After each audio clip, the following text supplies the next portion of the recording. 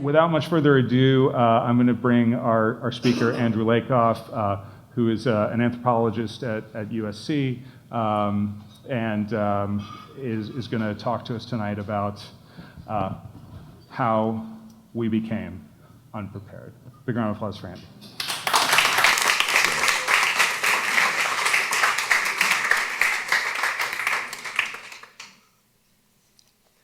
So first of all, I want to thank Michael and all the folks at the Interval for not only the invitation, but the tremendous work they do to organize, to put together, to get the speakers into shape for the presentation. So there's a lot behind what you guys see each time you come here tonight. So I'm typically used to lecturing to very tired undergraduates as a professor, and I came to an event here at the start of my blissful year at Casbus, and saw that, in fact, this was more of a lively spoken word type of venue, and I really leapt at the chance to have, instead of having kind of bored students with hangovers in the audience in the morning, to see an audience of people who had come here voluntarily and had cocktails in their hands.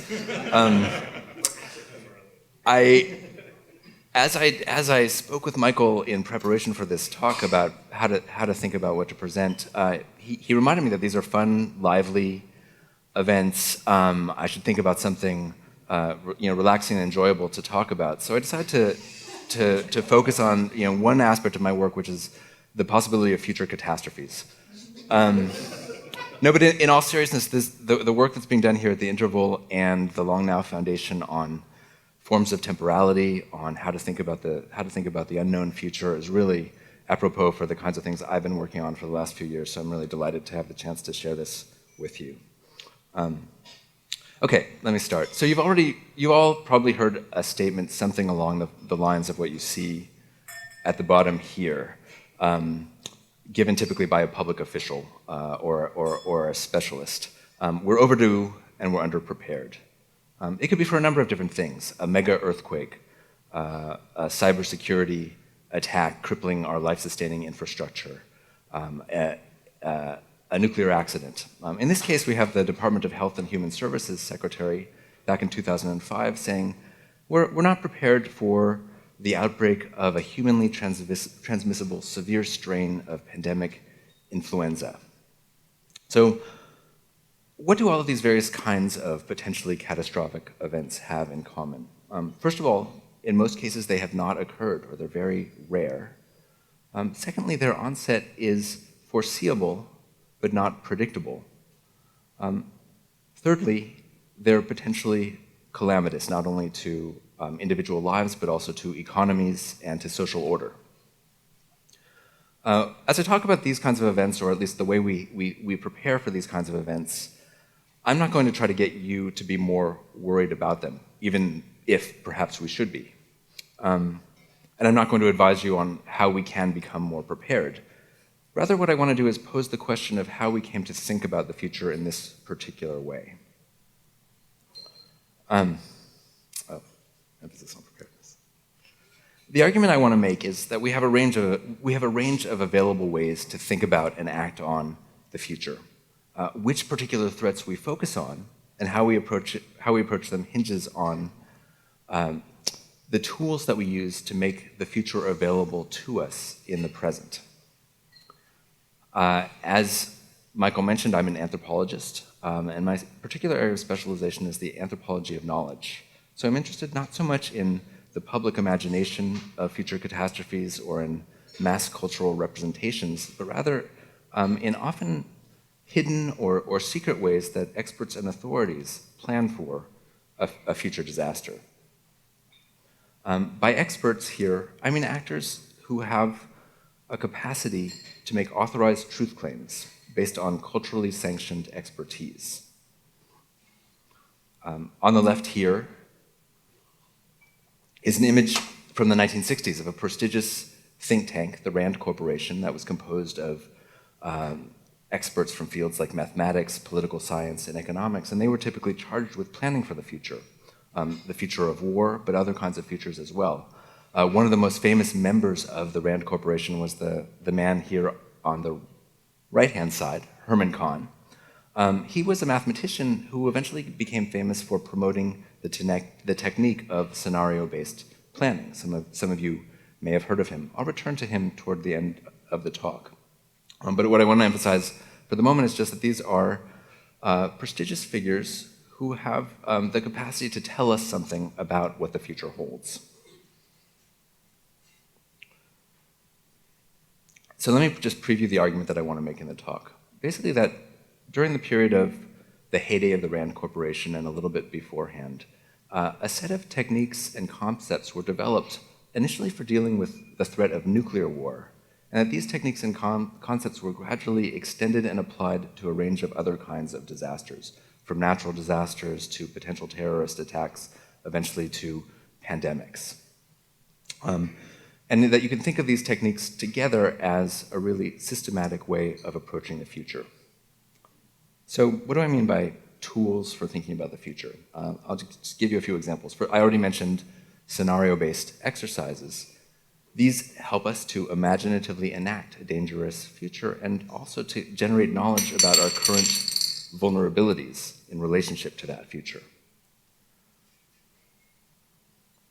Another technique is the sentinel device. These are devices that track the possible onset of a future catastrophic event, and they trigger pre-planned responses to that event.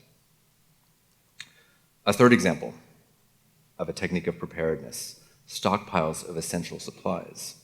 This is one of the signature methods of preparing for a disaster that could strike at any time. The images here are all preparedness for public health disasters, which is the area that I've mainly worked on in the last few years, but they're really generic techniques that apply to a range of possible events. So again, if you put these elements together, you have a preparedness system that not only describes possible future occurrences, but actually constitutes occurrences as events of a certain kind. I'll explain what I mean by that later. Okay, stepping back for a second, I'll put on my kind of classical anthropological hat and say most societies, historically and cross-culturally, have some kind of officially sanctioned authority figures who have some kind of special access to what the future may hold. This image is from a very old and widespread way of dealing with an unknown and perilous future, divination and prophecy. It's an image of the Oracle of Delphi, who was often consulted by leaders in ancient Greece when they had to make major decisions such as whether to go to war. The Oracle of Delphi, like other seers, had a capacity to interpret signs of a predetermined future, and these signs were otherwise unintelligible to the rest of us. Of course, as Oedipus proved, just because you've been told what your future holds does not mean you're going to be able to avoid it. But the key point for our purposes here is that from the perspective of divination and prophecy, key future events are foreordained. It's just that we don't have access to knowledge about them. But it's fair to say that oracles and prophets are not the culturally dominant authorities we have concerning the future today. It's hard, for example, to find a class in divination at most current universities. And this is at least in part because modern time is famously open-ended. The future is not yet determined. We tend to believe that our decisions in the present will shape what the future is going to become. But we do have tools for thinking about how our present actions may relate to and shape this uncertain future. Let me start with an example that I think is highly significant in many areas of contemporary life. I'm going to call this an actuarial device. I'll explain why. So obviously it's a table, but it's also a device, and it assembles a large amount of data about the historical occurrence of certain kinds of events. And it uses this data to find regularities or patterns that can tell us about what is likely to happen next. This kind of device, this sort of table, was originally invented in the 17th century by English political economists. These were the earliest scientists who tried to apply economic thought to the polis as a whole. People like John Grant and William Petty, who's quoted here, put together what had been very scattered and heterogeneous bits of information on deaths, births, illnesses. And they found something striking when they assembled these all into a table and ordered them according to years. And they found something that's, for reasons that will become obvious, very clear to us today, but was not known at the time.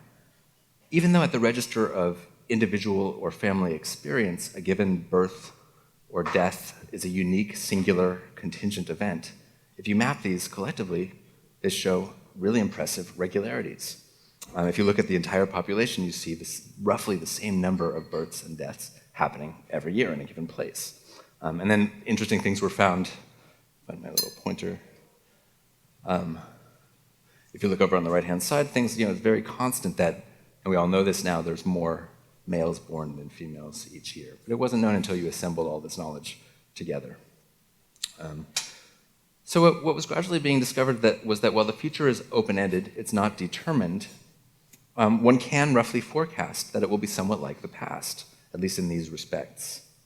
And knowledge of these kinds of patterns was critical for the insurance industry, just emerging at that time.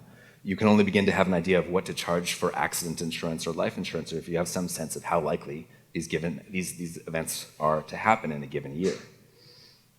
Okay. Skipping ahead a couple of centuries.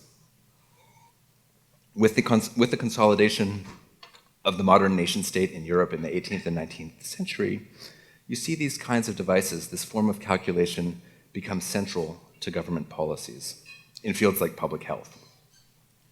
The term statistics arose at this time. As many of you will know, it means originally the science of the state. And it comes from the period when these European countries established bureaucratic agencies like census bureaus, whose task was to track life events in the population, such as birth, death, illness, rates of suicide, and so on. And again, it was found that these showed regularities, and that state policies could actually affect these rates. So the kind of the early origins of what we now know as the welfare state. In this quotation from this British social reformer, William Farr, he's noting that, again, we can't say exactly what's going to happen to any given individual born in the year 1841 when he's writing, but there are these regularities like lifespan that allow us to make some fairly accurate demographic predictions. Given the number of people born in Europe as a whole in 1841, he says, we can surmise roughly how many are still going to be alive 80 years later in 1921. Moreover, if you look at this chart carefully, Farr is introducing another discovery that's quite important for our story. It turns out that life expectancy varies by place. If you're born in the rural, southern, relatively wealthy area of Surrey in England, your life is going to be longer than if you're born in one of the urban areas industrializing at the time, like London and Liverpool. As you can see from the chart, it's particularly perilous to be an infant in Liverpool. So this kind of actuarial knowledge, these tables make it possible to calculate individual risk based on social characteristics such as age, sex, location, and so on. This image, which you see also over here, thanks to Otto, is what William Farr, the same British social reformer, called biometer, a device to measure life. In particular here, what this device measured was the risk of contracting cholera in one of the major epidemics that hit London in 1832. And according to Farr, your risk of contracting cholera if you lived in London in 1832 hinged on how high in the city you lived. So it's a very visual graphic representation of risk. The higher you are, the lower your risk is, according to Farr, based on his statistical calculations of contracting cholera. Now, he thought that this actually demonstrated his theory of the cause of cholera. People didn't yet know that cholera was a bacteria that was transmitted via things like exposure to sewage. So he thought that cholera traveled through the air, through the miasma, and that you were less likely to come into contact with this air the higher you were in London.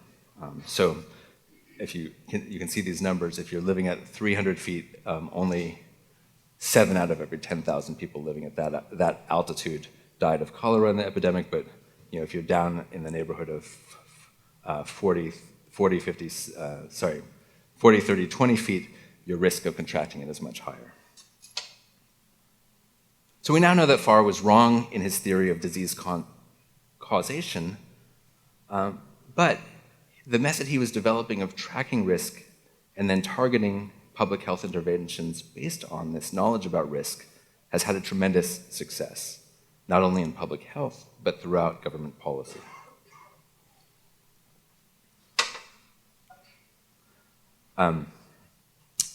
So this invention of risk thinking can be seen as an event in thought. Anyone recognize my dapper philosopher here? Oh, it must not be the 1990s. So this is Michel Foucault, who called these moments of mutation in systems of knowledge the study of the genealogy of ideas.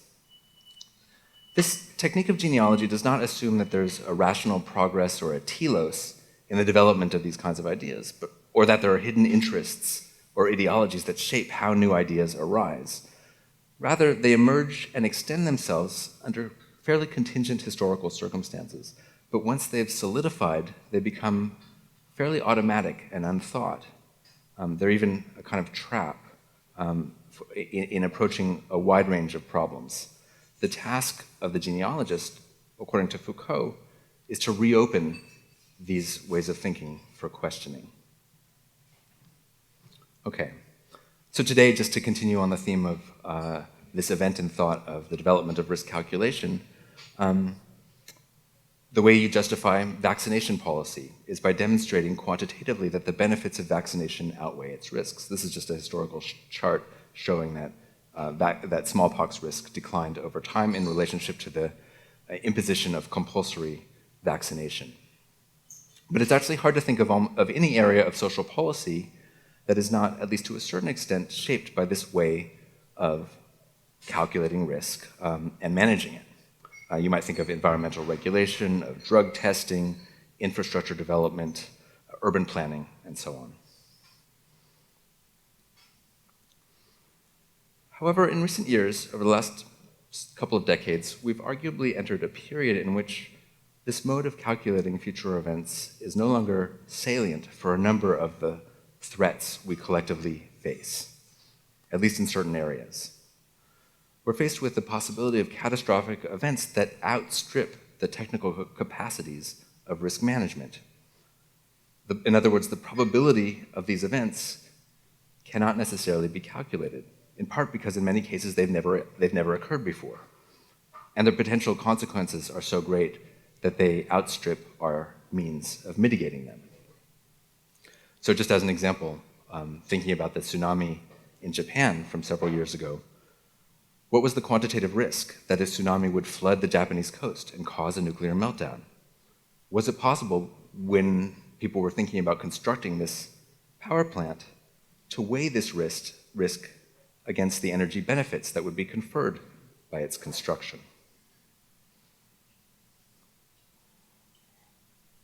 One approach to this situation is to say that we should avoid taking actions that invite such catastrophes. Building nuclear power plants, creating new organisms through agricultural biotechnology, warming the globe by burning fossil fuels. This is often called the precautionary principle. It says, our inability to definitively calculate future risk should not keep us from taking proactive intervention to stop the event from occurring. In Europe, it's a relatively common view in areas of ecological threat. Things like genetically modified organisms have been banned in many countries on the grounds that we don't yet know how catastrophic their release might be. In the United States, on the other hand, this view is often derided by those who argue that there's no scientific evidence of the harm caused by genetically modified organisms. But this raises another question. How should experts, public officials, authorities approach a potential event whose occurrence cannot necessarily be avoided? For example, a pandemic of a novel strain of flu, a mass casualty terrorist attack, or a Category 5 hurricane striking a major city.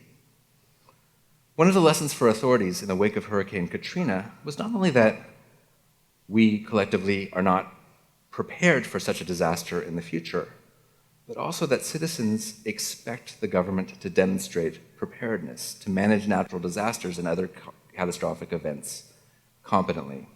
So many of you may recall Mike Brown, the infamous head of FEMA during Hurricane Katrina, who was castigated because he was a political appointee who had no qualifications for managing disasters. And what became clear to Bush administration officials and others was that that the president and those around him were going to be held accountable if another disaster occurred under their watch and there wasn't a good response to it. So you saw a couple of weeks later what I found at the time a really striking picture of President George W. Bush with the Secretary of Homeland Security at the time, David Chertoff, flying to a military facility, the U.S. Northern Command, to track the progress of Hurricane Rita as it hurtled toward Texas, demonstrating to the public, we are getting prepared for this. We're watching this, we're monitoring this. But another striking thing about this and some of the discussions of preparedness that I noticed at the time was a real analogy made between preparedness for events like terrorist attacks and natural disasters, and even what seemed to me a very different kind of potential future event, an avian influenza pandemic.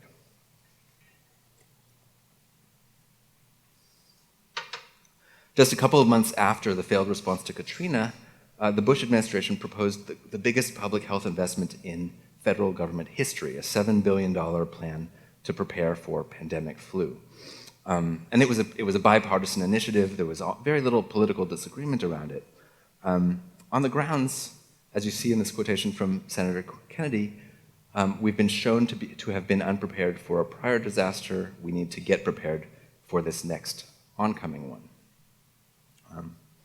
So at this point, I had been looking into, I can say more about this later, I had been looking into the emerging field of biosecurity and plans for dealing with emerging disease, and I became curious. I hadn't been thinking about natural disasters before, but I became curious, where did this way of thinking about future events come from? What was its history? What techniques were involved in measuring and improving a condition of preparedness? And I gradually came to think of the invention of preparedness as an event in thought analogous to the invention of risk thinking in the 19th century. Like risk calculation, it was the result of a contingent development in one area that soon spread to a range of other problem domains. So let me just quickly tell you about that history that I gradually came upon. Some of you may already know about this. Intensive governmental preparedness in the United States for an impending emergency began in the area of mobilization for war, a little bit in preparation for the US entry into World War I, and much more systematically and intensively in the late 1930s and early 1940s in preparation for World War II. The idea behind it was that the entire nation, our economy and our population, would soon be in a total war. In such an event, it would be necessary for the government to be able to rapidly centralize and control the management of all the nation's resources for the purpose of creating an efficient war machine. This is an image from 1956, and I'll give you a little bit more detail in it from a second, but the point in showing it is that such planning continued into the Cold War, and part of what government agencies such as the Office of Defense Mobilization were engaged in was thinking about what would be the structure of a future emergency government in the event of a total war. And as you see in this plan, the wartime structure of the executive branch, the entire federal government would radically transform, and in a single agency, the Office of War Resources, would be in charge of managing all of the human and natural resources of the country toward developing an efficient and effective industrial mobilization apparatus. This is a kind of close-up of it, but you just see that agencies that had been called things like the Department of Health became War Health Administration, Department of Agriculture, the War Food Administration, and so on. So the main point here is just that there were a lot of, mainly hidden from public view, efforts to think about and prepare for what kind of capacities would be necessary in the event of a future nuclear attack. So another more famous thing that happened during the Cold War, as part of the history of preparedness, was the adoption of the technique of war games or simulations from the world of the military to public preparedness for a nuclear attack to simulate what a future attack would look like. And the goal of this was in part to get citizens galvanized and ready, but also to generate anticipatory knowledge of what kinds of vulnerabilities we had in the present that we were going to need to address to be ready for this future nuclear war. So, for example, the Federal Civil Defense Administration learned where to place these packaged disaster hospitals, of which we had 2,500, that were stored in different parts of the country in relationship to where it was anticipated the Soviet Union would strike with its weapons. The famous problem for civil defense was that as much as the government tried to get citizens to prepare for it, the more and more powerful thermonuclear bombs became, the less convinced citizens were that techniques like evacuation plans or bomb shelters were going to do any good once this nuclear holocaust occurred. So there was broad disillusion among the public, but also eventually among government officials with the possibilities for civil defense. This is the context in the early 1960s in which Herman Kahn, the RAND mathematician that I mentioned earlier, became famous for his advice to the public and to government officials to think about the unthinkable. He argued that the difference between the survival of some portion of the population in the wake of a future nuclear catastrophe, on the one hand, or the total annihilation of civilization, inhered in whether we had the courage and imagination today to plan in detail for our post-attack situation. So he developed this technique of scenarios, which were not predictions or forecasts of what was likely to happen, but rather what he thought of as imaginative devices that could provide insight into present preparations. So using this technique, Kahn argued that bomb shelters should be stocked with radiation dosimeters, devices to measure individual exposure to radiation, so that in a contaminated post-attack environment, citizens would eventually be willing to leave their bomb shelters and go outside and rebuild civilization. So the idea being you have to think very carefully about what's going to unfold in the future.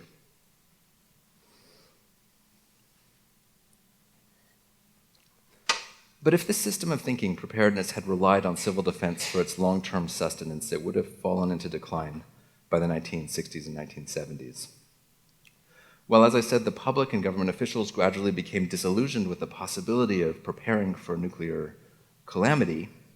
Local authorities took advantage of federal civil defense resources to plan for other kinds of disasters beginning in the 1960s: hurricanes, wildfires, earthquakes. So you had the founding of local offices of emergency management all around the country. And by the 1960s, the Office of Defense Mobilization had become the Office of Emergency Planning. Meanwhile, tools that were initially designed to help in nuclear preparedness, scenario-based exercises, early warning systems, stockpiles of emergency supplies, could now be applied to a range of potential events. By the late 1970s, this approach of emergency management was applied to still other possible events: terrorist attacks beginning in the early 70s, ecological accidents such as nuclear meltdowns. In 1979, the Federal Emergency Management Agency was founded according to the rubric of what was called all hazards preparedness, precisely this idea of preparing for a range of different kinds of events. And FEMA was folded into the new Department of Homeland Security in 2002, right after the attacks of 9/11. Okay, let me close this part of the talk, or link us to the conversation period, just with a quick discussion of what happens when these two ways of thinking about the future collide, come into tension. And I want to use the example of a simulated bioterrorist attack that took place in 2001, June of 2001, just before the attacks of 9/11. A little bit of context. Over the 1990s, national security officials had become concerned that the Soviet Union had been stockpiling huge amounts of weaponized smallpox during the 1980s, and that with the decline of the Soviet Union, these stockpiles of weaponized smallpox had scattered possibly to rogue nations or terrorist groups, and that the US was woefully unprepared for the possibility of a smallpox attack. They began to wonder what would happen if the US was hit with such an attack. Since most of the US population did not have any immunity to smallpox, we had stopped compulsory vaccination in the 1960s. In 2001, a group of public health experts and national security officials collaborated to create a scenario-based exercise, a public health war game called Dark Winter that simulated a bioterrorist attack on the US using the smallpox virus. The premise of the exercise was, if we can imaginatively enact this event, we can both learn about current gaps in response, and we can also convince public officials of the seriousness of this threat so we can get some resources devoted to it. The results of the simulation, it was a 3-day exercise held in Washington, D.C., the results were dire. The disease spread rapidly. It turned out that first responders were unwilling to help. There were not nearly enough doses of vaccine in stockpiles to immunize the public. There were not only massive numbers of casualties from the outbreak, but civil unrest and government breakdown ensued. The role player who was playing the president in the exercise, a former senator from Georgia, Sam Nunn, was especially struck by the problem of vulnerable first responders, public health workers, firemen, and so on, who, according to the scenario, would be unwilling to respond because they themselves lacked immunity to smallpox. He and others argued that the US should immediately establish a policy of what they called pre-event smallpox vaccination of first responders, that is, to immunize millions of public health and emergency workers in advance of any smallpox attack. The only problem with this program was that taking the vaccine itself entailed significant health risks. Smallpox vaccine is a weakened version of the smallpox virus, especially for those who are already immunocompromised. There were certain to be casualties from the government's vaccination program, whether or not an actual smallpox attack occurred. The committee that advises the Centers for Disease Control on vaccine policy, which operates according to a rationality of risk-based calculation, refused to make a recommendation on the proposed program on the grounds that they could not make a technical risk assessment, because while the risk of taking the vaccine was known, the risk of the smallpox attack was not known. There was no way to do a cost-benefit analysis. However, a year later, after the attacks of 9/11 and the anthrax letters that followed, and in the midst of the lead-up to the Iraq War, Vice President Cheney's office, charged with thinking about the threat of bioterrorism, was convinced that this threat was dire and insisted that the CDC approve the program. Meanwhile, large numbers of smallpox vaccine doses were added to the strategic national stockpile of medical countermeasures. You may know there are several huge warehouses around the country that maintain stockpiles of drugs and vaccines against a set of select pathogens. Now, this vaccination program turned out to be a fiasco. First responders were unwilling to volunteer for the program, and it was discontinued in 2003 after immunizing less than 3% of the envisioned 10 million vaccinees.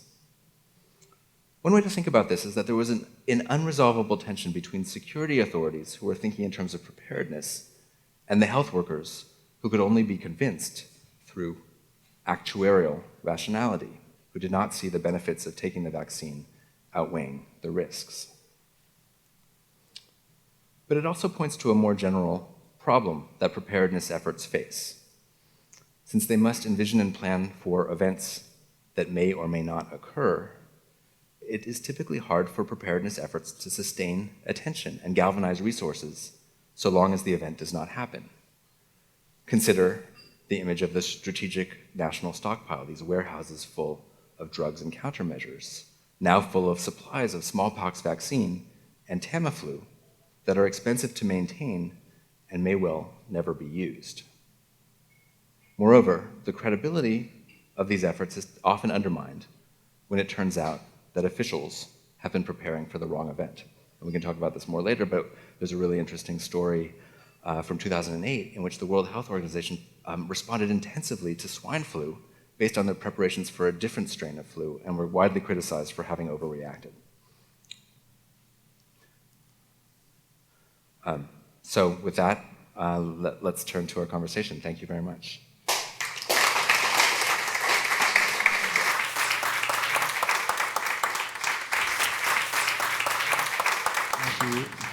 All right, well, great.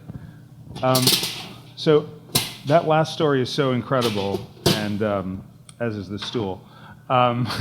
So let's dive into that again for a quick second. So the initial exercise takes place before 9/11, and then how does the decision making, from the crisis, how does that affect it? Was it shelved? Was there momentum that this was being evaluated, or did it change after the event? Yeah, the timeline's really significant. So in June of 2001, this scenario was held. It turns out not to be initially very effective. The CDC won't approve the program, won't recommend the program. It looks like Congress won't apportion resources for it. But then that fall, of course, a few months later, 9/11 happens. Meanwhile, briefings of the simulation are being circulated around among congressmen and among members of the executive branch, and it becomes more and more effective, and it's made more plausible, of course, by the anthrax attacks that follow. So by 2002, when the Vice President's office again says to the CDC, take up this question of whether we should have a pre-event vaccination program, CDC basically recedes from doing its usual technical risk assessment, admitting that it can't do it, but goes ahead and approves the program. And they go ahead and introduce to wide publicity the smallpox vaccination program, but it's voluntary, and it massively fails. Yeah, it's so I mean, one of the things you've said is that what you're studying is our or you say this better than me, but the how we approach an unknowable future, and that trajectory from the oracle through to these things. And it seems like when you get to that point with these first responders, there's another form of future prediction, which is a lottery, that essentially some percentage of these people are going to die, and it's no longer just a statistic in an actuary table. Now it's real human lives, even in a small percentage. So it's a remarkable thing. Yeah, and actually, if I can just add one thing. Please. I mean, what's actually critical here is that the vaccination program was voluntary. Of course, if they had forced the entire population of smallpox, of health workers to take the vaccine, then you would have gotten a very different result, and that individual subjective sense of risk wouldn't have mattered as much. So say something more about how these ways of thinking about planning for the future, anticipating, how it shapes, it shapes the possibilities of how the future may play out, or otherwise shapes the future. Because I know that's one of the things you're interested in. Yeah, I think the way I like to think about it is that a given event occurs and it can be taken up in a variety of ways. You might think about the possibility of a hurricane. It can be thought of in terms of the strength of levees, in terms of the vulnerability of certain social groups for those who live in poor areas. And each of those ways of thinking about the threat implies different kinds of interventions. If you think about the threat in terms of preparedness, there are a specific set of tools that you put into place, these exercises, evacuation plans, and so on. It's not to say that one shouldn't, but one should certainly be aware of the decision one's making about which style of reasoning you're going to apply to the threat. And it seems like, tell me if I'm summarizing this right, but it's like the preparation thing, a lot of it comes from that World War II mobilization, the duck and cover, and those other things. And then it comes to bureaucratic.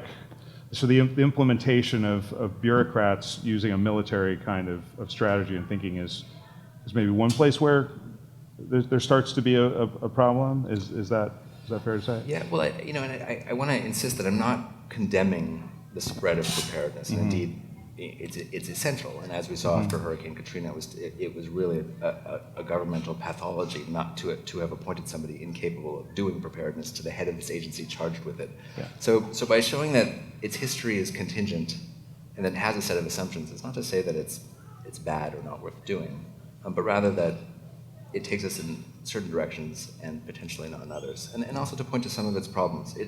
Preparedness has to make some decisions about which things it's going to prepare for. Mm-hmm.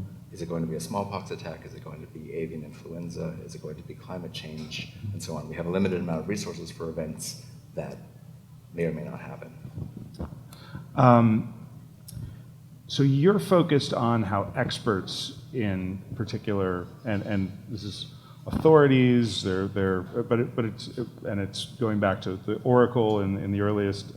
It seems like throughout all there's because we're by and large here not the experts, but we're certainly aware of future uncertainties. It's something that's very on everyone's minds right now, and it seems like in each of those models. There's kind of there's the expert and there's their audience, whether it's someone going to the Oracle to ask them something about the future, or whether it's the population of the U.S. being critical of the Bush administration's handling of Katrina, et cetera. So say something about that, and then maybe we'll talk about the H1N1 story, because that's something that I think has a sort of cycle of, I don't know, is that, and how, I guess, with the focus of your study, what do we as people in the population, what can we learn from hearing more about how experts are handling these things? Well, I mean, I think, probably in this audience, everybody's an expert in something, right? And what's interesting about expertise, living in a knowledge society, is that, it's not that we as a collective leave everything to the experts, but that we've kind of divided up the world of social problems into specific kinds of expertise, and there's certain people who are authorized to speak about each of those. So as audience members, we're going to rely on folks from the CDC, for example, to tell us which public health risks are the most worrisome ones. And I don't necessarily criticize that. I do think we should be more aware of how those decisions are made and what kinds of assumptions underlie those. For the purposes of critical analysis, really. Mm-hmm. So why don't we talk about the H1N1 story? And we're going to have mics around, so be thinking about your questions. We'd love to get some good dialogue going and hear what you want to dig into more. But so talking about this 2008 situation. Sure. So just to kind of take the story forward from smallpox, some of you may recall the event of the SARS outbreak in 2002. Now, this really alerted global health officials to the idea that there were these possible emerging pathogens that were untreatable, that were not yet known, and that could be really devastating, not only cause lots of illnesses, but massive economic damage as well. Right around that time, a new strain of avian flu was circulating, and the issue with avian flu is that if you get it, you're actually very likely to die from it. It has about a 50 or 60% case fatality rate. The fortunate thing is you're only going to get it if you are very affectionate with a chicken or a fowl that has the disease. Not to say affectionate, but you're in very close proximity. So the real fear that public health experts had in the period around 2004, 2005, and onward was that flu, which mutates quite easily, especially in these reservoirs in which ducks and chickens and humans are living in close proximity, would reassort or transform to become easily transmissible the way that seasonal flu is among humans. And if it maintained anything close to that kind of case fatality rate, remember that the 1918 flu had something like a 2% case fatality rate, and we're talking about 50%. This is going to be a massive catastrophe, probably one of the greatest in human history. So all that is to say, global health officials were on vigilant alert, using these tools of preparedness we've been talking about, scenario-based exercises, stockpiling Tamiflu, developing sentinel devices to track the onset of a possible humanly transmissible flu. Suddenly in early 2008, reports came from Mexico, surprisingly, since they thought it was going to come from Asia, of a new respiratory illness that was killing people at high rates. The existing preparedness measures were very quickly triggered. Countries in Europe and in the United States had developed national mass vaccination campaigns. And when you say triggered, tell us how that system works. So all of the wealthy countries had developed pandemic preparedness plans that involved things like mass vaccination programs, and they'd even reserved enough vaccine for their populations, because of course these had to be reproduced rapidly once the strain was known. They produced enough vaccines for their populations so that in the event of the detection of an outbreak, they could rapidly put into motion this vaccination campaign. So that was done by June, within a couple of months that was done. By July or August, it was actually known epidemiologically that the case fatality rate was not so serious. This was swine flu, this was not H5N1. So in other words, they had been preparing for the wrong kind of flu. In Europe, countries had spent billions of euros on these vaccination programs, and only 5 or 10% of the population at best was taking the vaccine. So it all went to waste. And pretty soon, the World Health Organization was accused of conflict of interest. They were accused of being in cahoots with the pharmaceutical industry for having exaggerated the threat, sounded a false alarm. And I think that was a red herring. Really, what happened was that they were kind of trapped by the very system of thinking about the future that they'd put into place in response to a different threat. And then there's, as we go to the next bit, that there's a... Sure. That sort of moves on, and there's... They adjust there, right. with that negative feedback from the audience, as it were, from the public. They adjust those things. And by the way, there's Julie with the mic. She's going to hold them up. So if you want to get a question, just get her attention. She'll have. Yeah. So I mean, the next piece of the story, and we can go from there to Zika or anywhere else from there. But the next piece of the story is, of course, an event that wasn't being prepared for, which was an Ebola epidemic in West Africa, which turned into a global health calamity in 2014, and global health authorities had not been on alert for that. So there were no stockpiles of Ebola vaccine in place, and the World Health Organization was blamed for spending a lot of time ignoring the outbreak in the first several months in 2014 when it was spreading in West Africa. The reaction was quite different from the reaction to H1N1 had 6 years beforehand, precisely because they hadn't thought that Ebola was going to be the kind of problem that it became. Great. Oh, there we go. It seems to me like there's kind of a conundrum here. I mean, in terms of public health, you have to trust the experts. But in Katrina, as I recall, the Army Corps of Engineers, when they designed and built the levees, used a Category 4 hurricane as their case, knowing full well that the 100-year storm was a Category 5 earthquake, and that saving $75 million on construction costs would ultimately be a disaster. On the other hand, the vaxxers don't trust the experts to our risk. So it seems to me that there needs to be a protocol and a dialogue about, and have these choices be made on a more open basis, so that people can confirm the assumptions that are made. So is expert knowledge, I mean, should we trust expert knowledge? And is the public perception, how does that weigh in as an expert or as a check or what do you think? I'll stick with this case of the Army Corps of Engineers just to take that one. That's of course a case of what I was calling actuarial reasons. So you have risk, and there's an interesting distinction made between risk calculation and risk management. And risk calculation is something that you can kind of leave to the technical experts. What is the probability of a Category 4 or a Category 5 hurricane striking New Orleans based on the historical record? You might be able to make this kind of calculation. What's called risk management is typically thought of as a more political decision. Exactly how much money should we spend on preparedness? Should we be preparing for a Category 5 or a Category 4 hurricane? So that's in a sense the place at which, at least in principle, we need to open up the process, as you say, and say, okay, well, yes, we realize that you have some actuarial knowledge in the Army Corps of Engineers over how to calculate risk and how to construct levees in relationship to that risk, but we want to know what exactly are you preparing for, and what kind of political decision are you making when you do that? We've got next question here, and then I think there's one in the back too. Oh, great. So, in terms of preparedness, we have a lot of different organizations that are trying to prepare in different ways. Earlier, I was talking to someone about the Seed Vault up in Slovenia.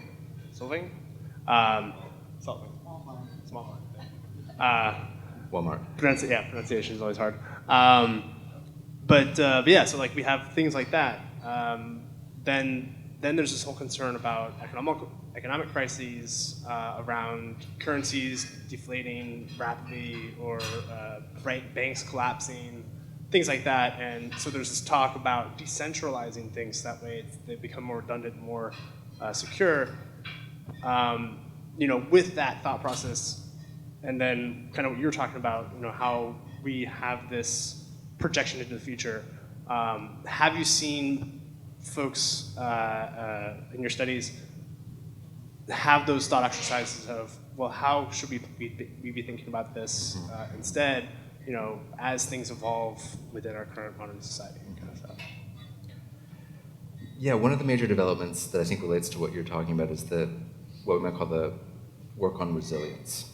So resilience is the idea that we're necessarily going to be susceptible to shocks that are not necessarily predictable, and the task is to make us more able to withstand and bounce back from those shocks. And that's not really incommensurable with the ideas of preparedness, some of the ideas of preparedness that I've talked about, but it becomes more sophisticated because it asks, okay, so what is it about social relations, for example, or what is it about financial organizations that might make them more resilient to shock?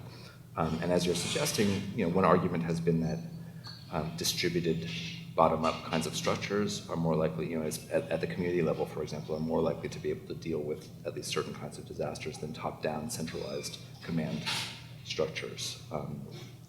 One might think about the example of the invention of the internet. As most of you probably know, it was funded by DARPA, and the idea was to create a communication system that would be resilient against nuclear attack by not having any single node that could be taken down, and that's why it's a distributed structure of communication that's in this network form. So, thinking about resilience has been part of preparedness since the 1950s. But I think that as we get to thinking more about whether it's disease threats or climate change or financial crisis, this discourse of resilience has become more and more significant. So, as we get our next question from the audience ready. There's this, so the internet's a great example of something that had one intention and had an amazing use that was completely different. So I wonder a bit about, and I can't help but reflect on all of these Cold War preparations, these extensive preparations, lots of time, energy, money went into doing these things. They weren't really tested. We don't really have, by and large, an evaluation of how well they work. Is there a sense of evaluation and reflection that's happening for these systems as they've been built, for these tools, whether they have an actual, like some of the disease ones we've talked about, they actually happen, or if they're just sort of there and are drilled or what have you? What's the history of that, and is there progress that's happening there, or is it the opposite of progress? Yeah, I mean, one of the things I got fascinated with from the outset of this research was the question of how you measure whether, in fact, you're prepared for something that has never occurred and may not ever occur. And this is where I thought that the history of these scenario-based exercises is really quite interesting because, in fact, beginning in the early 1950s, the federal government used these exercises precisely to try to test itself, to try to figure out, okay, if we imagine that the Soviet Union is going to hit us in these places, what's going to happen? Are we ready? Mm-hmm. Of course, fortunately, we never found out whether we were. Right. The answer would have been no. Right. But it's worth pointing out that the answer actually in these exercises is always no, and it's purposely no. Part of the point of exercises is to tell you you're not prepared, both to get you a little bit more worried, and to in fact find out the sites where you need to intervene. The public health story, which is the story I know most about, is interesting in that after each one of these events, SARS, well, less so SARS, but certainly H1N1, Ebola, now Zika, there are systems in place for doing retrospective evaluation of the emergency response that are designed to try to instigate reforms to the institution. So in some ways, part of the preparedness part of the preparedness system are these techniques of post hoc assessment. And those seem to be happening and beneficial is what you're seeing, or? Well, beneficial will depend on what happens next. I mean, we don't know, but that arguably, unknown thing that's going to happen next, yeah. So I mean, just to take the health example, one of the post hoc recommendations after the Ebola epidemic was that World Health agencies and philanthropic organizations need to be spending more money building public health capacity in poor countries, not for the sake of the health of the people in these poor countries, but for the sake of our health, because if we want to detect and contain one of these novel viruses before it gets to us, we better be able to do it in the place where it happens. Now, you could certainly say that's a good thing in that these are places where there's been the public health infrastructure has been left to decay. But if you look at what's actually being planned to be put in place, it's a very specific kind of public health infrastructure. It's going to detect a novel and emerging disease, when in fact, arguably what's most needed in many of these places is very basic preventive care. Yeah. Treating diarrhea in infants. Yeah. So you may end up missing the real problem because your focus is going to be on protection of the self. And that's one of these examples you're talking about of shaping the future, because you've created a detection mechanism or a capacity that's only for these very specialized things, and missed lots of blind spots to how it could be benefited. Okay, so our next. Sorry. Okay, great. Can you hear me? Yeah. Okay. Make sure to hold it close to your. Thank you for a very interesting talk. And like many 20-minute presentations, I have a lot of questions afterwards, particularly around your title of how we became, quotes, unprepared. And maybe it's because we're at the long now, but I'm thinking like on a 10,000-year scale, we're more prepared than we've ever been. And I might be missing the humor behind your quotes here. But my question is kind of, what's the future of preparedness? Is big data going to make us better at being prepared? And I'd love it if you can tie in any anecdotes of being most underprepared, overprepared. Like I think of things like Y2K and stuff like that had us all, Mayan calendars ending, which I was not concerned about, but other people were. So it seems there's a struggle between being most underprepared and overprepared and learning to prepare better. So what's the future? Right. I mean, since I've been working on this for 10 years, there's been this series of disasters, and they turn out never to be the ones that we were thinking about in advance.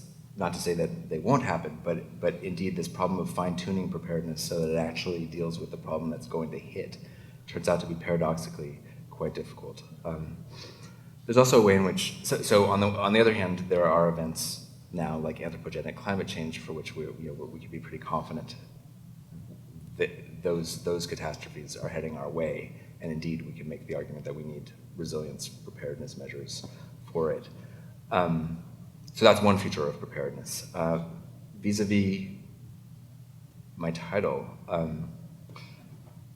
yeah, I mean, so it kind of fits with the quotation that came afterwards, which is a kind of, we're overdue and we're underprepared, and the idea that we hear this all the time, and I completely agree with the point you make. Indeed, we are much more prepared than we were 50 years ago, because the very idea that we should become prepared was invented roughly 50 years ago. So I'm interested in that invention. That is what I mean by how we became unprepared. Not to say that we were once well prepared and now we're less so, but rather we, and not everybody, but many, experts and authorities in many arenas think of ourselves as unprepared, and that's the story I want to tell. Does that help? Yeah. And I think we'll take one more question, but let me get a couple of quick questions in here about. So we have the Limb magazine in the back. Tell us something about that, and tell us both about the book that's coming out. This is from your book cover. It's coming out in August, right? And that's about the subject, but it's focused on the health preparedness. Mm-hmm. Right. It actually fits into your question. So the title of the book is called Unprepared: Global Health in a Time of Emergency, and this is the image on the cover. And my friends like to tease me that it's an oh shit book. Like it's like, oh, we should be putting on our suits, something nasty is coming down the pike. And of course it's not, because it's basically saying, well, let's step back and ask ourselves why we're saying oh shit. Not to say that we shouldn't be worried. I'm just, in any case. So that's the book that's coming out in August. And then the magazine, which there are some copies of. A couple copies, the first and third yeah, issue. so You're a co-editor. I'm a co-editor of I'll call it an academic zine. Those of us in the obscure realms of academe sometimes try to think about how we might communicate to a broader public, and so we came up with this idea of commissioning people that we think have something smart to say about a contemporary problem that we think perhaps is not being well reflected on in the public sphere, or that there could be that there are ways of thinking more critically about it. And so we commission people whose books usually take 10 years, who know a tremendous amount about something. We say, listen, give us an article that's only 2,000 words, roughly op-ed length, a little longer. Give it to us in 6 weeks. We'll publish it. We turn these around very quickly. There have been a number of issues. We're now on our 8th issue, which is called Hacks, Leaks, and Breaches, about cybersecurity and contemporary debates around how to deal with with leaks. But we've had issues on sentinel devices, which I talked about today. We had an issue about the Ebola epidemic, an issue on systemic risk. So I encourage you to look at. We have a print version and an online version. The online version is limn.it. Okay, I'll stop there. Okay. So one last question in the back, and Can we get a couple and then I'll answer both the last two? I think we'll this will be the last one, but then you're going to stick around, and so Sure. we know there are a lot more questions. Okay. So, but go ahead. Well, great. Thank you very much. Super interesting. I totally appreciate your system view on this. Couple observations and a couple questions. First is, preparedness is so difficult to measure compared to response. I mean, response, we can measure response times. We can measure response resources. We could talk about mean time to repair and things of this nature, but it's difficult to measure preparedness. Second, let's not let a good crisis go to waste, right? So, and we have these crises over and over again, so that use of after-action reviews is a great way to learn and turn these into learning opportunities rather than simply response-oriented things.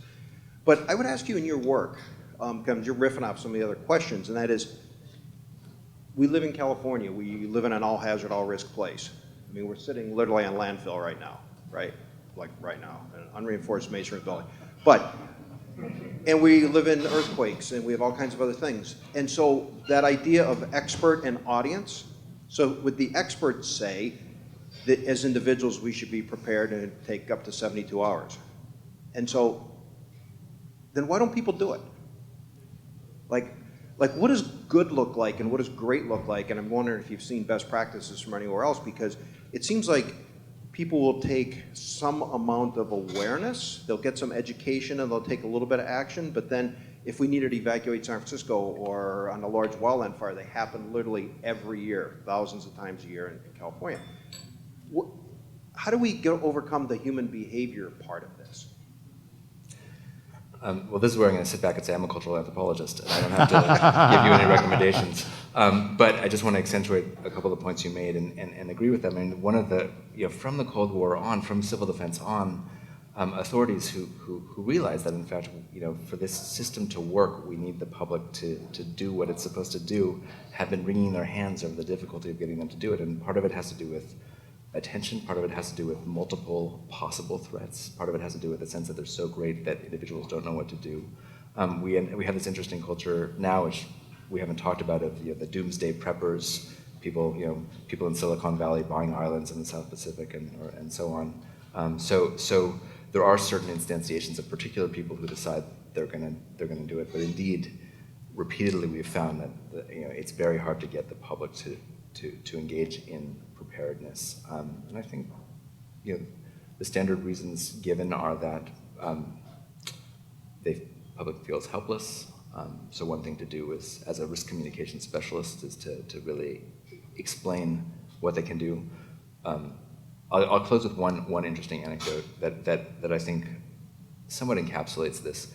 The field of risk communication, I think, is a really interesting one, and it developed as part of this whole system that I've been talking about today. As H1N1 this is swine flu back in 2008, was beginning to spread, or 2009, I guess, to spread around the country, it was clear that there wasn't a lot that people could do yet. Vaccines weren't available, but public health officials were told to get up and tell people things to do. Wash your hands a lot. Probably if H1N1 had been really deadly, washing your hands a lot wasn't going to help. But there was a sense that the public needs to have a role in order to trust and take seriously the arguments being made by officials. So this field of risk communication has been thinking precisely about that. All right, well, we have to end it there, but so a big round of applause for Andy. Thank you.